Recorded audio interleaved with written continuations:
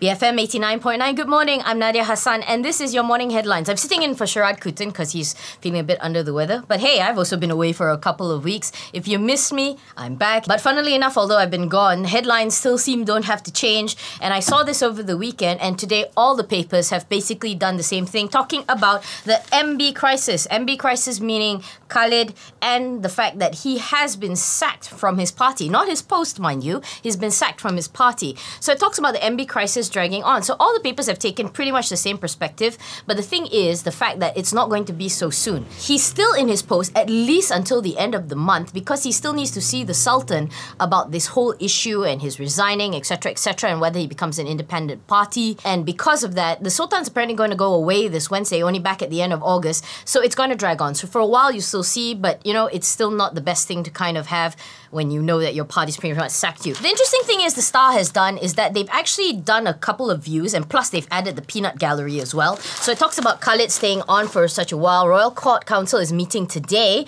to decide. If you go into the deeper, there's this really contrasting dueling stories where Khalid apparently sticks to his guns, saying that his sacking was flawed and illegal. Underneath it, Surendran, who's the party vice president, said, no, it's not flawed nor illegal. So who is it? So you have to see how that kind of plays out. And then, of course, you had to have the comments from the gallery. So Muhyiddin also makes a pop-up appearance. They actually talked to him about it, saying that, you know, it should serve as an eye-opener to the people. Look, infighting's infighting. Doesn't matter what party you go to. You know, taking the high horse is probably not the way to kind of go, but he's not really a high horse. He's just saying that we're not stepping in or interfering, as they by rights shouldn't, but said, you know, it should serve as a mark.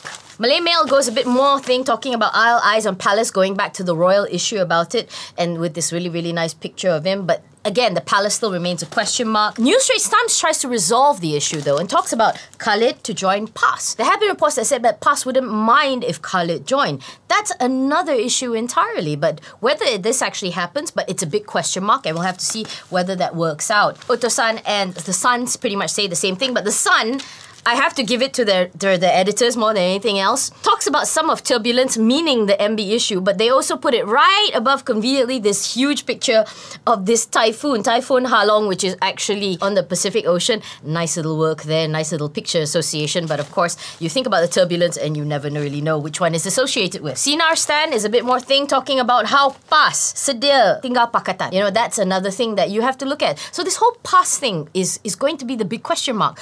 Will Khalid join PAS? If PAS leaves, what does that mean? Will this alliance, which a lot of people have been banking on, actually fall apart?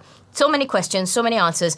But you know what? We have to see what happens. And in the meantime, the people of Selangor are the ones waiting on tetherhooks and wondering what will this ultimately mean, because there's the water crisis, all this crisis, and all of this.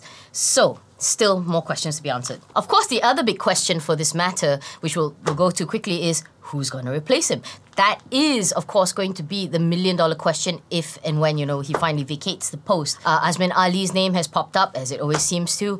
There's this op-ed in Star talking about how Wan Aziza is not going to be PAS's pick, because PAS, of course, are not going to be comfortable with the fact that the MB is going to be a woman. A couple more pieces of news before we wrap up. MH17, of course, continues to have some of the inner pages talking about how some of the victims are brought home and the various stories attached to it. We hope definitely that this will continue on. The international news has said that the rescuers have actually left the area because it's become unsafe. You hope that this eventually wraps up and everybody gets to say their goodbyes. Other news, talking about Bulahan Kemarahan Ummah di Lancar, talks about a protest because of the Gaza issue.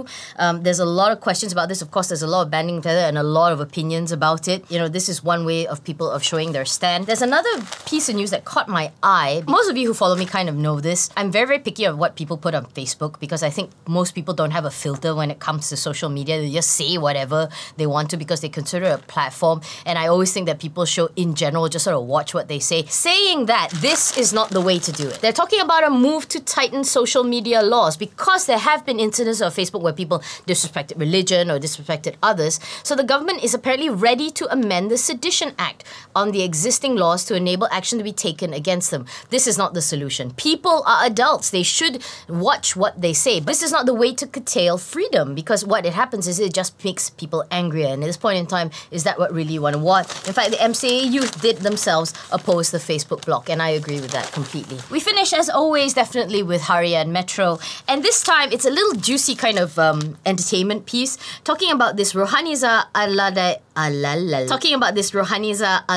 She apparently songlap 400 million and she continues to evade police. Songlap, for just our word of the day, actually means unlawful disappearance of money, according to Overlord Google, and not according to Lao Yat, a racing song that never stops. Basically, it talks about how this girl, she actually ran away to Australia with a lot of false money. What was interesting and why it made the headlines, especially on Metro, because apparently the popular singers Awi and Hatan also fell into her trap. She remains at large, so yeah, be on the lookout for that. That's it for me. I am Nadia Hassan, and this has been your morning headlines for BFM 89.9.